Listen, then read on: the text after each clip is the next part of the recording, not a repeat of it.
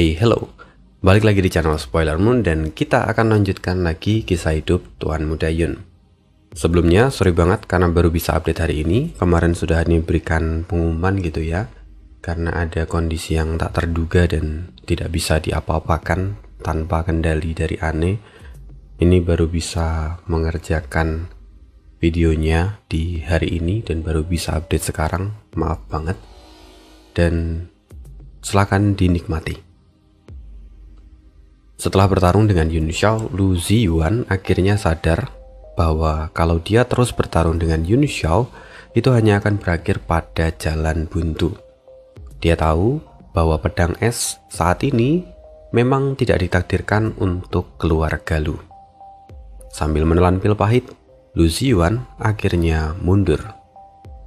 Itulah ringkasan cerita di part sebelumnya dan kita akan sambung lagi kisah hidup Tuan Muda Yun di part 114. Setelah pertarungan itu, Yun Xiao terhempas ke tanah. Dia batuk darah bahkan. Tubuhnya bergetar hebat dalam cahaya keemasan yang kini mulai redup. Tapi sebuah tepuk tangan terdengar. Tepuk tangan itu berasal dari Lu Jianbo yang berjalan mendekat sambil tersenyum lebar. Luar biasa. Kamu mampu mengubah 5 elemen menjadi niat pedang tanpa batas. Dan gerakan terakhir itu sebuah pukulan jenius yang lahir dari keberuntungan dan pemahaman. Kekuatanmu memang melampaui dugaanku. Kamu layak menerima token parit alami ini. Sebuah token terbang ke arah Yun Xiao. Mata Yun Xiao berbinar, dia langsung menangkap token itu. Token itu sendiri terbuat dari perak murni, tanpa ada bola, tanpa ada simbol, hanya papan datar yang halus. Lu Jianbo kembali dibuat terkejut melihat respon Yun Xiao. Dia bahkan berkata, mungkinkah Tuan Muda Yun pernah melihat token ini dan membedakannya dengan yang asli dari yang palsu? Senyum samar terlihat di wajah Yun Xiao dan berkata, token parit alami bukanlah sesuatu yang hanya ada satu di dunia. Apa anehnya kalau aku pernah melihatnya? Tapi dari token ini, identitas Tuan Lu kini telah menjadi jelas bagiku. Lu Jianbo tersenyum tipis. Baiklah kalau memang begitu. Aku sudah memperoleh air mata besi. Kamu telah menerima tokenmu. Maka pertemuan kita sampai di sini. Mari berjumpa di lain kesempatan. Lu Jianbo berbalik dan berniat pergi. Tapi Yun Xiao segera memanggilnya. Tuan Lu, apakah kamu memiliki teknik teleportasi jarak jauh? Bisakah kamu memberiku tumpangan? Lu Jianbo berkata, kota ini memiliki susunan teleportasi. Sekalipun sekarang hancur, tidak mungkin itu menyusahkan Tuan Muda Yun. Bukankah begitu? Lu Jianbo mengatakan itu seakan dia menolak permintaan Yun Xiao. Kemudian tubuhnya perlahan memudar dan menghilang dari tempat itu. Yun Xiao kesal dan bergumam, bajingan itu masih saja berpura-pura. Bagaimanapun membangun susunan teleportasi bukanlah masalah besar untuk Yun Xiao, tetapi masalahnya itu memakan waktu. Tak lama setelah itu beberapa berkas cahaya turun dari langit. Seorang laki-laki berbadan kekar memimpin sekelompok orang tiba di depan Yun Xiao. Suasana di sekitar segera menjadi riuh, karena orang yang datang ini adalah penguasa kota dari Sanghao. Bersama dengannya tentu saja para ahli pembesar dari kota Sanghao. Dengan segera penguasa kota melangkah maju dan membungkukkan badan dengan hormat. Saya Mo Kaisuan, penguasa dari kota Sanghao, memberi salam kepada tuanku. Yun Xiao meliriknya sekilas. Tanpa basa-basi, dia berkata, segera siapkan bahan-bahan. Aku akan membangun kembali formasi teleportasi. Mendengar itu, Mo Kaisuan tertegun. Tapi kemudian wajahnya berseri. Dia langsung memerintahkan pengumpulan dari seluruh material yang dibutuhkan. Semua alkemis kota dipanggil untuk menunggu instruksi Yun Xiao. Lalu, singkat cerita, 7 hari kemudian, formasi teleportasi akhirnya rampung dibangun. Mo Kaisuan hanya bisa tersenyum pahit ketika dia mengetahui tujuan akhir dari formasi teleportasi itu. Bagaimana tidak? Formasi teleportasi itu hanyalah formasi teleportasi satu arah, dan tujuannya adalah salah satu kota kecil di dekat kota Haiti yang dikenal dengan nama kota Li Guang. Tentu saja Yun Xiao membangun itu demi kepentingan pribadinya. Dia saat ini terburu-buru harus pergi ke kota Haiti. Dia hanya membangun formasi teleportasi satu arah sederhana demi tujuan menghemat waktu. Jelas Mo Kaisuan kesal, tapi dia tidak berani mengeluh. Karena menyadari bahwa Yun Xiao bisa membangun itu, artinya dia adalah seorang alkemis yang hebat. Alkemis di dunia bela diri sangatlah dihormati. Jadi tentu Mo Kaisuan hanya bisa menyimpan kekesalannya dalam hati dan kemudian mengucapkan terima kasih dengan hormat. Setidaknya saat ini, sebagian masalah teratasi. Para pedagang kini bisa meninggalkan kota Sanghao dan kemudian pergi ke kota Li Guang. Ini jauh lebih baik daripada kondisi sebelumnya. Singkat cerita, Yun Xiao menggunakan formasi teleportasi dan kemudian pergi ke kota Li Guang. Kota Li Guang itu adalah kota kecil yang berbatasan langsung dengan kota Haiti. Nah, tempat itu sendiri, alias kota Li Guang sendiri, menjadi garis belakang yang strategis untuk pertempuran yang ada di pesisir Laut Timur. Orang-orang kini datang pergi tanpa henti. Hampir semua adalah ahli bela diri yang memiliki aura kuat. Yun Xiao yang baru saja tiba mengamati sekitar. Dia tidak menyangka kalau demi Xiao Hong, perang antar dua ras benar-benar terjadi. Walaupun Yun Xiao memang belum tahu sejauh mana skala perang ini dan siapa kekuatan utama dari ras laut. Kalau hanya keluarga kerajaan Laut Timur, tentu saja masih bisa ditangani.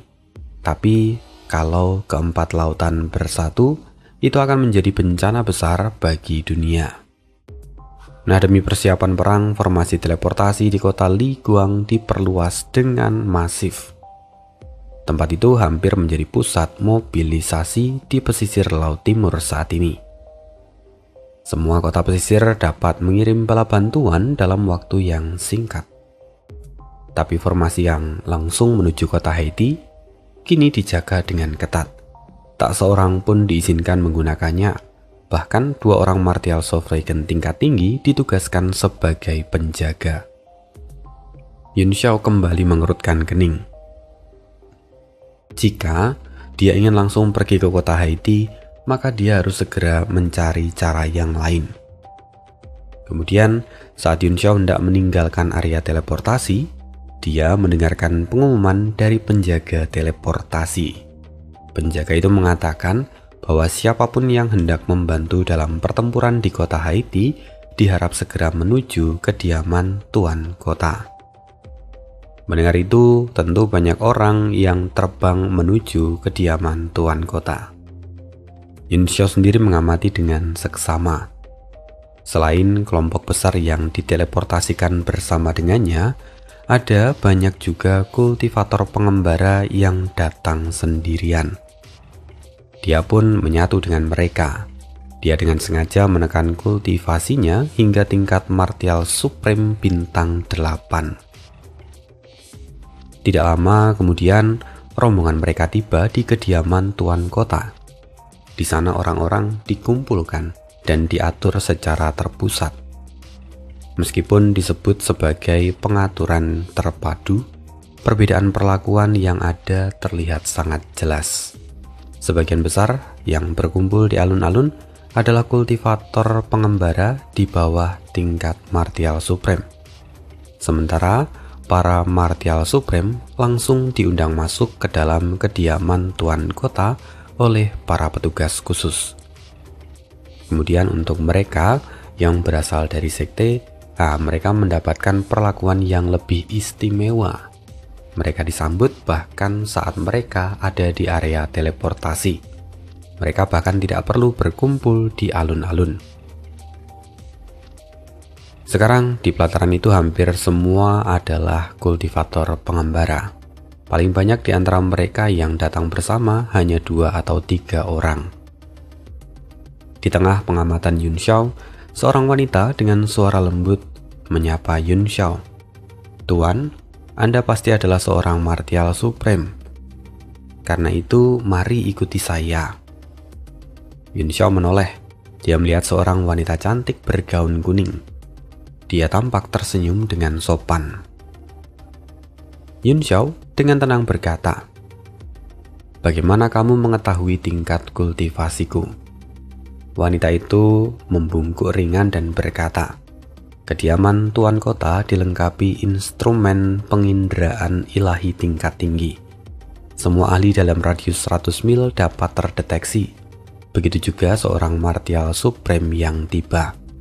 Kami akan segera mengirimkan orang untuk menyambutnya."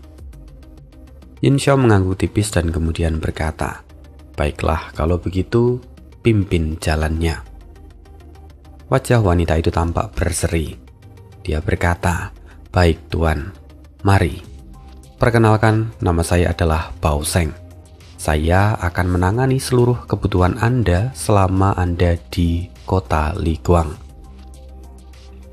Para pelayan seperti Bao Sheng memang ditugaskan khusus untuk menyambut para martial supreme ataupun yang ada di atasnya. Setiap tamu yang berhasil mereka dampingi itu berarti akan mendatangkan imbalan besar bagi mereka. Karena itu ketika Yun Xiao bersedia mengikutinya, hati Bao Sheng dipenuhi kegembiraan. Singkat cerita, keduanya lalu berubah menjadi 2 berkas cahaya dan langsung terbang menuju ke halaman kediaman Tuan Kota. Koridor panjang berjajar rapi, bercabang menuju halaman-halaman kecil. Kompleks itu sangat luas. Jelas tempat itu dibangun tergesa-gesa namun terencana. Bao Sheng sambil berjalan di depan menjelaskan, "Ini adalah kediaman sementara bagi para ahli bela diri. Semua tamu akan ditempatkan di sini terlebih dahulu." Ditempatkan, Yun Xiao berhenti. Dia lalu berkata, "Bukankah mereka akan langsung pergi menuju kota Haiti?" Bao Sheng tersenyum tenang. "Kami memang akan menuju kota Haiti, tetapi kami harus menunggu pengaturan dari atasan. Kota Haiti hanyalah kota kecil di tepi laut. Mereka tidak mampu menampung begitu banyak orang sekaligus. Selain itu, terlalu banyak orang justru akan menyulitkan koordinasi. Kota Liguang ini dijadikan sebagai pusat pengaturan terpadu." Yun Xiao mengangguk tipis. Bagaimanapun penanganan kota bulan merah itu memang tertib. Tidak kacau meskipun saat ini sedang menghadapi ancaman besar. Lalu sambil melanjutkan langkah, Yun Xiao bertanya, "Lantas bagaimana situasi di kota Haiti sekarang?" Bao Sheng menjawab, "Cukup genting. Ras laut melancarkan serangan besar disertai banyak serangan skala kecil. Hampir seluruh kota Haiti berubah menjadi reruntuhan. Kini para ahli kita mendirikan garis pertahanan sekitar 15 km dari kota." Melihat Yun Xiao yang terdiam, Bao Sheng mengira kalau Yun Xiao saat ini sedang terbebani. Dia segera menenangkan Yun Xiao dan berkata, "Tuanku tidak perlu khawatir. Sejak kita membuat garis pertahanan itu, situasi menjadi sangat tenang. Belum ada korban bentrokan yang besar. Dengan semakin banyaknya ahli manusia yang datang, ras laut pasti akan segera mundur." Sebagai penyambut tamu, Bao Sheng memang harus memahami situasi perang sekaligus menjaga moral dari para tamu. Yun Xiao sendiri hanya mengangguk, namun dalam hati dia tidak seoptimis Bao Sheng. Dia memahami karakter dari ras laut. Kalau pertempuran terjadi di wilayah pesisir seperti kota Haiti, mereka memiliki kerajaan Laut Timur sebagai dukungan tanpa batas. Bala bantuan dapat dialirkan secara terus-menerus. Tetapi, jika medan tempur ditarik semakin jauh ke daratan, keuntungan itu akan berubah menjadi kelemahan. Sebagian besar ras laut yang ada di bawah ranah martial sovereign akan kehilangan sebagian besar kekuatan mereka begitu mereka jauh dari laut. Dan saat ini, mundur 15 km itu bukanlah tanda kelemahan bagi ras laut. Itu masih relatif dekat. Saat ini mereka diam itu hanya menjadi tanda bahwa ini adalah sebuah jeda. Kalau serangan besar berikutnya datang, maka itu akan menjadi serangan yang matang, dan pasti itu akan jadi perang berdarah. Yun Xiao lalu bertanya, lantas siapa yang memimpin pertempuran di kota Haiti sekarang? Dan siapa yang mengatur kota ini? Bao Sheng menjawab, di kota Haiti saat ini yang memimpin adalah Tuan Ning Huaisu dari kota Bulan Merah. Sementara untuk yang memimpin kota Li Guang adalah Tuan Wen Bojun. Beliau yang membuat pengaturan terpadu. Yun Xiao sedikit mengerutkan kening. Kedua orang itu adalah martial sovereign bintang 8. Dan perang ini memang telah meningkat ke skala yang sangat tinggi. Oleh karena itu, Tang Qing jelas memainkan keseimbangan internal dan eksternalnya. Wakil ketua guild dagang Forpol ditempatkan di belakang, sementara kekuatan inti dari kota Bulan Merah dikirim ke garis depan. Melihat Yun Xiao yang banyak pikiran, Bao Sheng tersenyum. Tuanku tidak perlu cemas. Bukan hanya wilayah timur yang bergerak, tetapi wilayah suci kini juga telah bersiaga. Mereka mengirimkan para ahli untuk menjaga kota Bulan Merah. Bahkan mungkin turun tangan langsung ke garis depan. Mata Bao Sheng tampak berbinar penuh harap. Ini sungguh menjadi kesempatan yang besar. Mungkin saya bisa menyaksikan kemuliaan dari seorang utusan. Bagi praktisi tingkat rendah seperti Bao Sheng ataupun yang lain, wilayah suci adalah simbol tertinggi dari benua bela diri surgawi. Tapi bagi Yun Xiao, ini justru menjadi indikasi yang lebih dalam. Kerutan di kening Yun Xiao semakin dalam.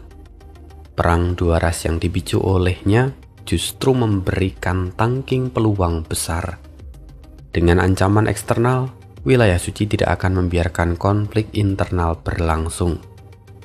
Lalu sebagai penguasa kota Bulan Merah sementara, Tang Qing dapat memanfaatkan perang ini untuk menyingkirkan lawannya dan mengokohkan posisinya.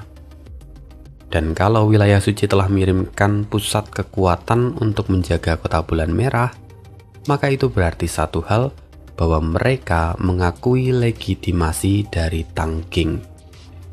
Bao Sheng tahu ada keraguan di wajah Yun Xiao. Dia sedikit merasa cemas. Bagaimanapun kalau seorang tamu berubah pikiran, maka semua jasanya akan hilang sia-sia.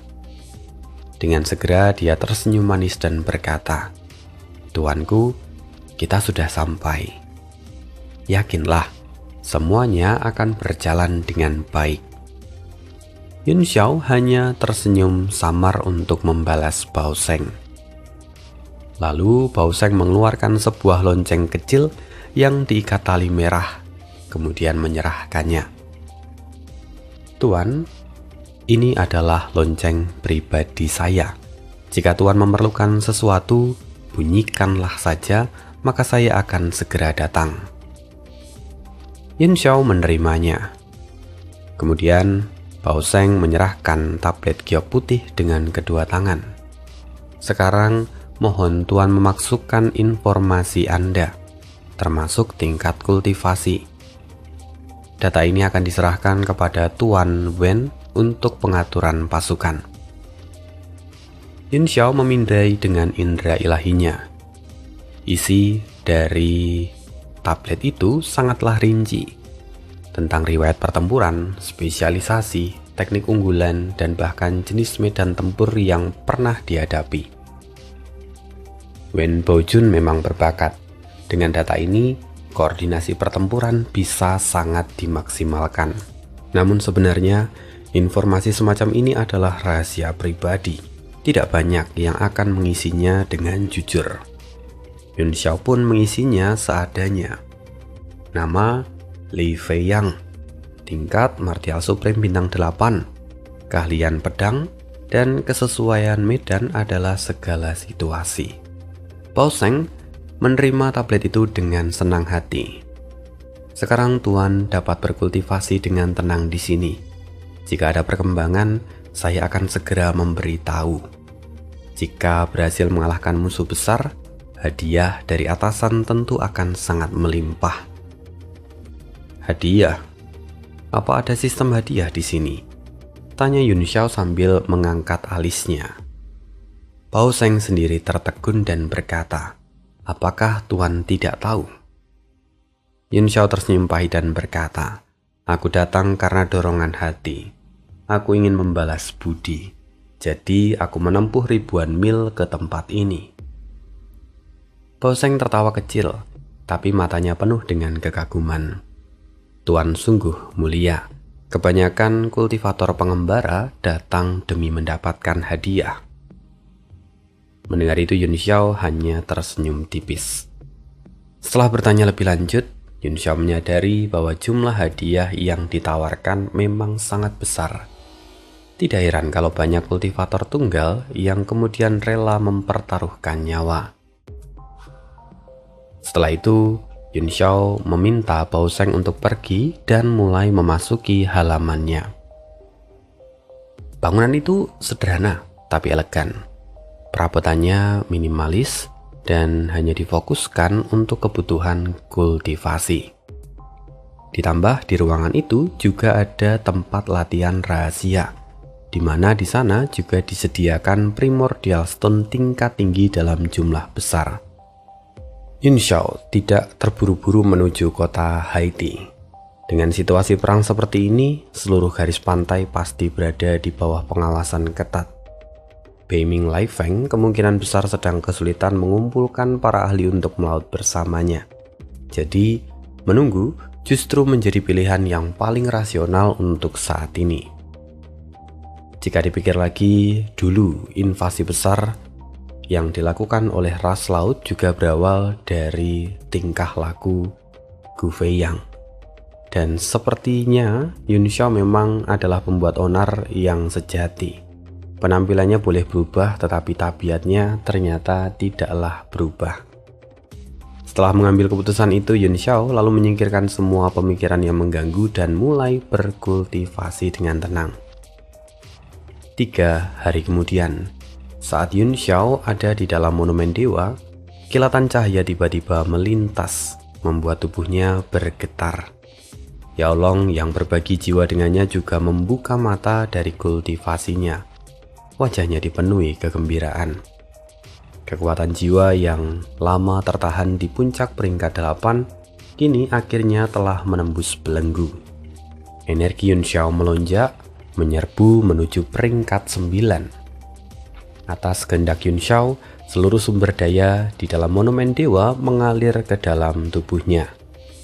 Energi spiritual berubah menjadi benang-benang halus, lalu melilit tubuhnya hingga perlahan terbentuklah kepompong spiritual yang padat. Lalu 10 hari kemudian, kepompong itu pun bergetar. Lapisan luarnya mulai terkelupas sedikit demi sedikit dan berubah menjadi ki spiritual yang menghilang di udara. Sosok Yun Xiao kembali terlihat. Dia masih duduk bersila dengan wajah tenang. Perlahan dia membuka mata, dan kini matanya merah seperti darah.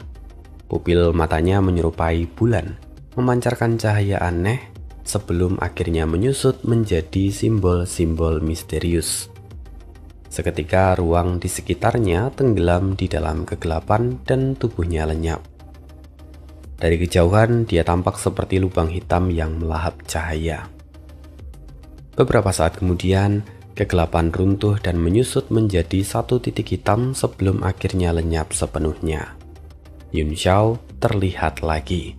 Matanya sudah kembali normal, tetapi ini adalah sebuah pencapaian besar. Yun Xiao akhirnya keluar dari monumen dewa. Di sana dia melihat liontin kecil yang tergantung di balik pintu memancarkan cahaya ungu samar yang mencolok. Itu adalah tanda ada seseorang yang sedang mencarinya. Yun Xiao lalu membuka pintu dan dua plat giok terbang masuk lalu jatuh ke tangannya. Setelah memeriksa plat giok itu, dia mendapati bahwa keduanya berasal dari orang yang sama. Itu adalah undangan untuk menghadiri sebuah jamuan.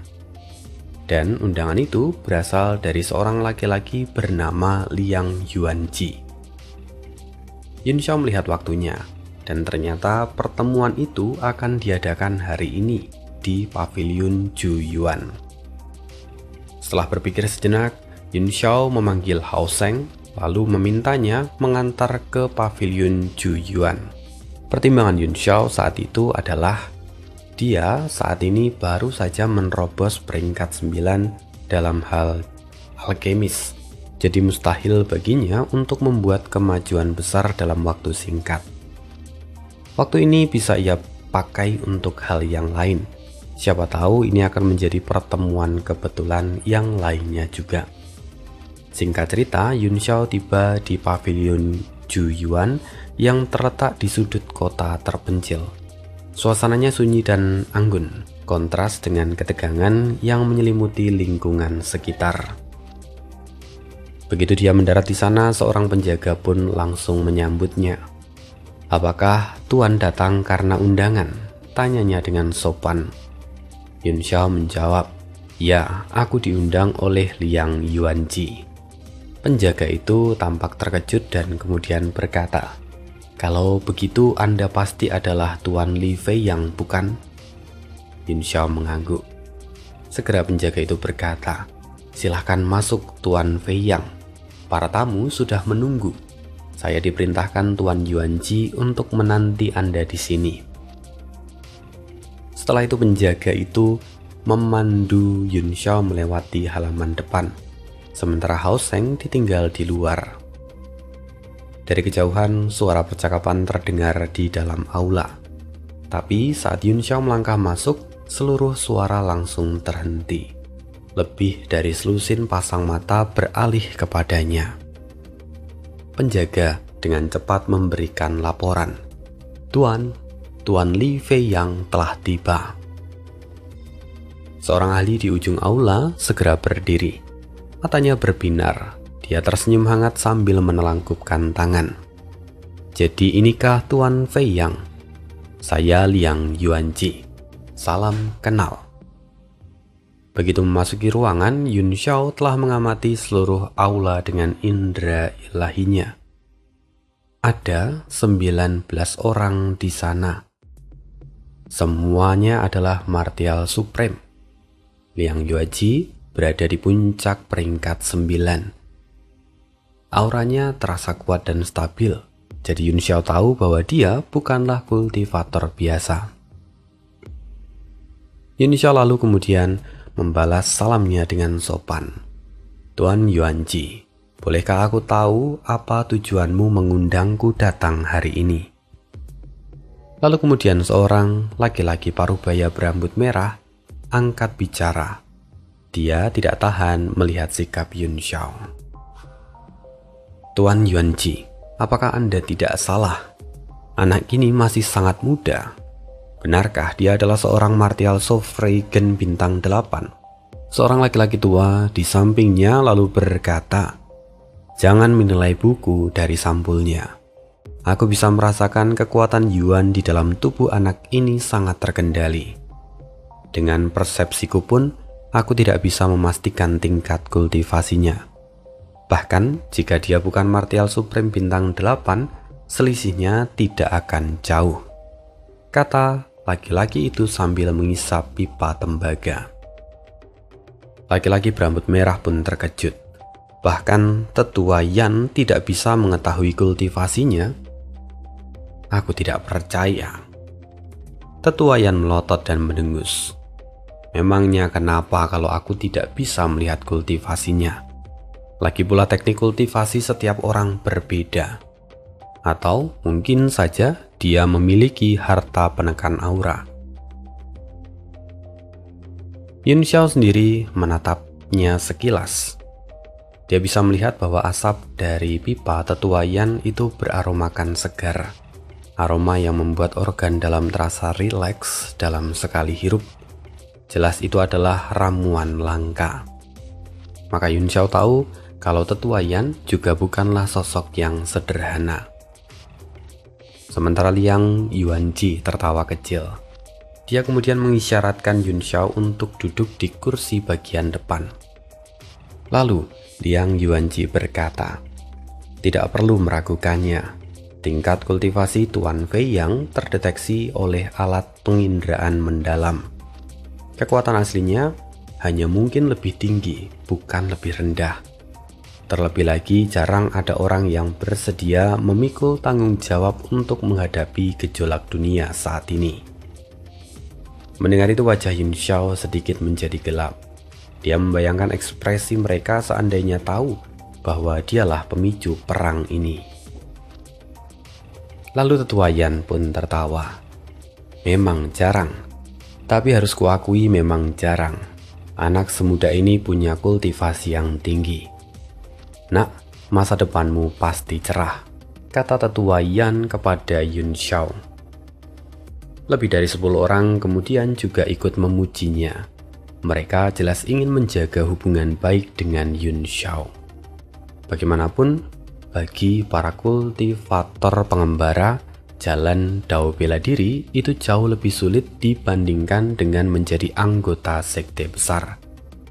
Memiliki banyak koneksi selalu membawa keuntungan, apalagi dengan seseorang yang punya potensi besar di masa depan. Mereka berpikir siapa tahu nanti mereka bisa menggunakan Yun Xiao. Tapi laki-laki berambut merah tampak sinis dan berkata, apa yang perlu dibanggakan? Dia datang ke sini pun pasti hanya demi hadiah yang besar. Tidak perlu membungkusnya dengan tindakan yang seolah mulia. Semua orang di aula itu tahu hal semacam ini adalah sesuatu yang wajar. Liang Yuanji tidak ingin memperpanjang perbincangan itu dan berkata, apapun niatnya, keberaniannya untuk maju di situasi yang berbahaya tetaplah patut untuk dihargai. Aku Liang Yuanji benar-benar mengagumi kalian semua. Seorang laki-laki bertubuh besar berkata dingin, aku Guan Xingyang. Aku hanya ingin melihat seperti apa binatang laut itu. Berani-beraninya mereka menyerang kita manusia. Mereka tampaknya tidak tahu diri. Mendengar itu Liang Yuanji tersenyum dan berkata, keinginan saudara Xingyang akan segera terwujud. Ya, semoga saja. Tapi aku sudah tinggal di kota ini hampir 1 bulan dan belum menerima perintah apapun. Bisa jadi saat ini ras laut sudah mundur, kata tetua Yan sambil menarik nafas dalam dan kemudian menghembuskan asap putih. Liang Yuanji sendiri tertawa dan kemudian dia berkata, kalau memang ras laut benar-benar mundur, maka itu adalah kabar yang baik. Dan jika itu terjadi, maka aku secara pribadi akan mengajukan permohonan ke kota Bulan Merah agar masing-masing dari kita menerima setidaknya 100.000 primordial stone tingkat tinggi sebagai kompensasi. Mendengar itu, tetua Yan mengacungkan jempol dan berkata, itu baru menarik. Semua orang tampak berseri, meski jumlah itu sebenarnya tidak terlalu besar, tetapi bagi kultivator pengembara, nilai 100.000 primordial stone tingkat tinggi tetaplah rezeki yang tak terduga, apalagi kalau mereka tidak perlu repot-repot bertarung. Tapi Yun Xiao, dia tampak menghela nafas dalam hati. Dia merasa bergabung dengan kelompok yang salah. Bahkan, jika 100.000 primordial stone tingkat tinggi tergeletak di tanah, dia sendiri sudah tidak tertarik. Kemudian Yun Xiao berkata, "Tapi pandanganku justru kebalikan dari Tuan Xingyang. Aku khawatir bahwa kita justru akan segera menerima perintah." Ling Yuanji terkejut. Sungguh, mengapa Tuan Fei yang berkata begitu? Apakah Tuan Fei yang memiliki informasi tersendiri? Semua mata tertuju pada Yun Xiao. Dia tersenyum tipis dan berkata, "Tentu saja tidak ada informasi khusus yang kupunya. Tapi dalam perjalanan ke pavilion Juyuan, aku merasakan suasana kota menjadi lebih tegang dibandingkan saat pertama kali aku tiba di kota ini. Itu memberikan kesan bahwa situasi di garis depan saat ini sedang tidak terlalu optimis." Ekspresi Liang Yuanji menjadi serius. Sungguh pengamatan Tuan Fei yang sangat tajam. Setelah Anda menyebutkannya, saya pun merasakan hal yang sama. Kultivator yang lain juga menambahkan dan menyatakan kalau hal itu benar adanya. Bahkan tempat kultivasi sementara untuk para martial supreme kini menjadi semakin banyak dan semuanya penuh sesak. Akhirnya suasana di tempat itu pun berubah menjadi berat. Mereka datang demi mendapatkan imbalan. Tetapi bagaimanapun keselamatan adalah yang utama. Jika perang menjadi terlalu sulit, tak seorang pun dari mereka rela menukar nyawa dengan uang. Liang Yuanji mencoba menenangkan situasi dan berkata, "Tuan-tuan tidak perlu terlalu cemas. Ras laut memang kuat, tetapi kekuatan mereka terbatas. Bagaimanapun, kita 20 orang akan menjadi satu tim di bawah komando saya. Saat perintah datang, semuanya harus bersikap patuh. Siapapun yang bersikap dan bertindak semaunya, tentu tidak akan saya beri ampun." Kilatan niat membunuh melintas di matanya. Semua orang merasakan hawa dingin di punggung mereka. Liang Yuanji kemudian menekan auranya dan berkata dengan lebih lembut, "Saya harap kalian semua dapat mengerti. Ini adalah perang antar ras, bukanlah sebuah permainan." Dia memahami betul sifat dari para kultivator pengembara. Mereka adalah kelompok yang paling sulit untuk dipimpin. Setiap dari mereka keras kepala. Tetua Yan sendiri mengangguk dan berkata, "Benar, bahwa siapapun yang melanggar akan membahayakan semua orang. Jadi, aku pun tidak akan membiarkan hal itu terjadi." Liang Yuanji mengangguk. "Selama kita mematuhi aturan, maka saya akan berusaha melindungi semuanya. Dan setelah pertempuran ini, kita bisa menganggap satu sama lain sebagai saudara yang telah melewati hidup dan mati bersama. Kedepannya, kita dapat saling menjaga." Guang Xingyang tertawa keras. "Benar sekali," kata Tuan Liang. "Jika kita bersatu, bahkan martial Sovereign pun harus mundur." Liang Yuanji tersenyum. "Benar, bersatu kita kuat, tercerai kita runtuh. Saya akan menjadi pemimpin, lalu kemudian Tetua Yan yang akan menjadi wakil kita semua. Lalu kalian akan dibagi menjadi 6 kelompok berisikan 3 orang masing-masing. Semua akan disusun berdasarkan kekuatan." Ini adalah keputusan yang amat bijak. Tetapi Tetua Yan sambil menghisap pipanya, dia berkata dengan santai, "Aku sudah terbiasa hidup santai. Aku tidak cocok menjadi wakil kapten. Maka Tuan Yuanji, carilah orang lain saja. Aku cukup menjadi anggota." Liang Yuanji tersenyum dan berkata, "Kalau memang itu adalah permintaan dari Tetua Yan, saya tidak akan memaksa. Setelah itu, Liang Yuanji memandang dua ahli bintang 9 lainnya. Di seluruh aula itu hanya ada 4 orang yang berada di tingkat bintang 9 termasuk dirinya. Salah satunya tampak berlatih teknik yang aneh. Wajahnya tampak kehijauan, seperti orang yang keracunan. Dia perlahan membuka mata dan berkata, "Kalau memang Tetua Yan tidak bersedia, maka biarkan aku saja yang menjadi wakil kapten." Liang Yuanji tersenyum. Sungguh aku merasa tenang kalau memang Tuan Wajah Hijau mengambil posisi itu. Mendengar pernyataan ini, Yun Xiao sedikit pusing. Dia tidak tahu apakah Wajah Hijau yang disebutkan itu memang benar nama dari laki-laki ini atau hanya sekedar julukan aneh.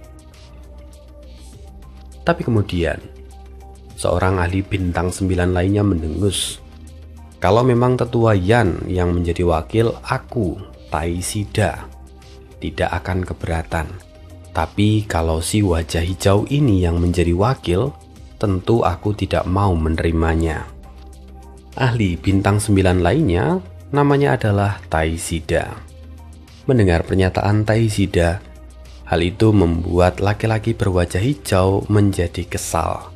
Mereka kemudian cekcok. Mendengar itu, Liang Yuanji langsung merasakan kepalanya berdenyut. Tim seperti inilah yang paling ia khawatirkan. Semuanya kuat, tetapi tidak punya semangat kebersamaan.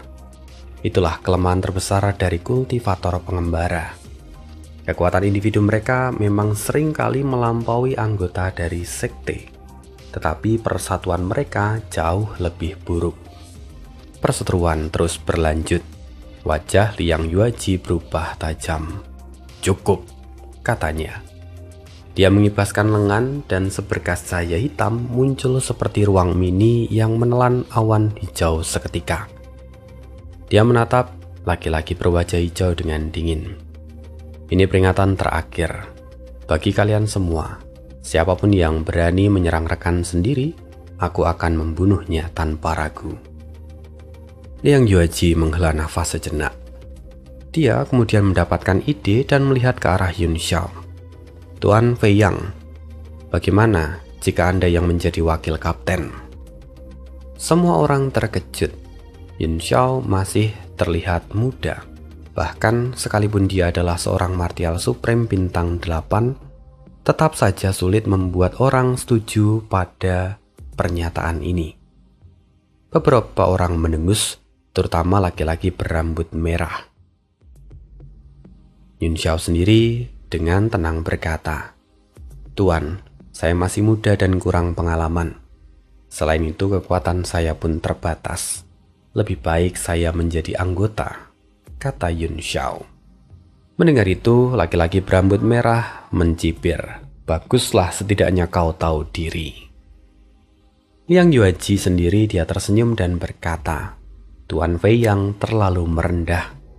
Bahkan aku tidak bisa melihat tingkat kultivasi Anda yang sejati. Itu berarti kekuatan Anda pasti di atas hasil deteksi dari alat yang dimiliki Tuan Kota. Selain itu, Anda pun mampu membaca situasi garis depan hanya dari suasana kota. Itu jelas menunjukkan ketajaman dan kebijaksanaan Anda.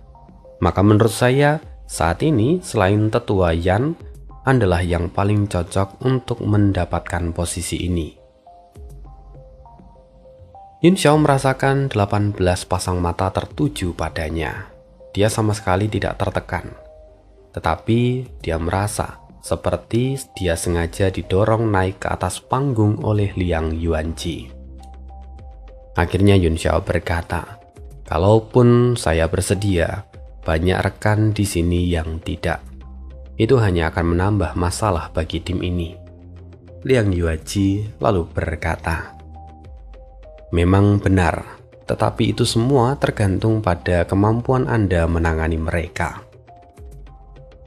Yun Xiao menatap Liang Yuanji balik dan kemudian mengangguk. "Baiklah, kalau memang itu yang Anda inginkan. saya akan menerima posisi wakil kapten ini. Mendengar itu, pria berambut merah akhirnya berseru, "Aku tetap tidak setuju. Hak apa yang kau punya untuk memerintah kami?" Wajah Liang Yuanji langsung menjadi dingin. Tekanan dahsyat menyelimuti ruangan. "Apakah kalian ingin mengulangi kesalahan yang terjadi tadi?" Seketika laki-laki berambut merah itu pucat. Terdengar dentuman teredam di depan tubuhnya, memaksanya mundur beberapa langkah. Dia berkata, "Tuan Yuanji, jangan marah. Aku hanya tidak yakin. Aku juga Martial Supreme bintang 8. Lantas kenapa dia yang menjadi wakil dan bukan aku?" Liang Yuanji berkata, "Keputusanku adalah perintah. Aku sudah menjelaskan, dan apa sekarang kau ingin melampaui batas?" Jantung laki-laki berambut merah berdegup kencang. Dia merasakan niat membunuh yang nyata dan tak berani bicara lagi. Tapi kemudian, dua orang kultivator bintang 8 lainnya melangkah maju di sebelah laki-laki berambut merah. Mereka juga mengatakan bahwa keputusan ini terlalu gegabah. Dan setelah itu, beberapa kultivator yang lain juga menyatakan kesamaan pendapat mereka. Laki-laki berambut merah berkata, "Nak, bukannya kami meremehkanmu. Dan bukan juga kami tidak mau memberikanmu kesempatan. Tapi mari kita selesaikan ini dengan cepat. Dan cara yang paling sederhana tentu adalah dengan adu bela diri. Kalau kamu bisa mengalahkan salah satu dari kami, aku akan mengakuimu bahwa kamu layak menjadi wakil kapten." Guang Xingyang, salah seorang ahli bintang 8 lainnya, juga menyatakan persetujuannya. Bagaimanapun ini adalah masalah hidup dan mati, maka tidak bisa dianggap enteng. Tatapan Liang Yuanji langsung tertuju pada Yun Xiao. Bibirnya bergerak tipis dan dia mengirimkan transmisi suara. Tekanan kekuatan Guang Xingyang memang kuat, tetapi gayanya sangat frontal. "Aku tahu latar belakangnya. Dia adalah kultivator murni tanpa kartu truf. Pilih saja dia, maka peluangmu lebih besar." Mendengar itu, Yun Xiao tahu bahwa Liang Yuanji dengan sengaja memberinya dorongan. Yun Xiao hanya bisa tersenyum pahit dalam hati, tetapi wajahnya tetap tenang. Lalu kemudian sekarang dia berdiri, kedua tangannya ada di belakang punggung dan dia berkata, "Kalau memang itu mau kalian, maka kalian bertiga boleh menyerangku bersamaan. Aku tidak akan membalas selama 3 gerakan untuk masing-masing. Setelah itu, aku hanya akan memberikan 1 kali serangan. Jika kalian bisa menahan seranganku, aku akan mengaku kalah." Seketika aula langsung terdiam dan kemudian meledak oleh tawa. Mereka semua mencibir dan mengejek pernyataan Yun Xiao. Itu sesuatu yang terlalu bodoh untuk diutarakan. Bahkan Liang Yuanji pun tertegun. Dia hanya bisa menggelengkan kepala sambil tersenyum pahit. Dia berpikir dia telah salah menilai Yun Xiao. Sementara itu, tetua Yan yang dari tadi malas-malasan tampak menyipitkan mata dan penuh dengan minat. "Bagus sekali, nyalimu sungguh besar. Aku ingin melihat bagaimana ini akan berakhir." Mendengar itu, 3 ahli bintang 8 menjadi semakin tertantang. Lalu laki-laki berambut merah tertawa dan berkata, "Nyalimu memang besar. Kau mengatakan 3 jurus bukan? Maka kami terima." Dia melirik kedua rekannya dan mereka berdua kemudian berkata, "Maafkan kami karena kami hari ini terpaksa menyinggungmu." Dalam sekejap ketiganya menghilang dari tempat semula. Di detik berikutnya mereka sudah mengapit Yun Xiao dari 3 arah, seolah tidak memberikan Yun Xiao kesempatan melarikan diri. Tanpa basa-basi, mereka langsung mengepalkan tinju dan menyerang ke arah Yun Xiao. Yun Xiao sendiri dengan santai mengeluarkan tangan kanannya, lalu kemudian melangkah maju ke depan. Dengan sangat alami, Dia meletakkan telapak tangannya di atas pergelangan tangan pria berambut merah. Saat itu, pria berambut merah bahkan tidak sempat melihat gerakan Yun Xiao dengan jelas. Pergelangan tangannya saat ini sudah tertahan dan aliran energi primordialnya langsung terputus dari titik sentuhan.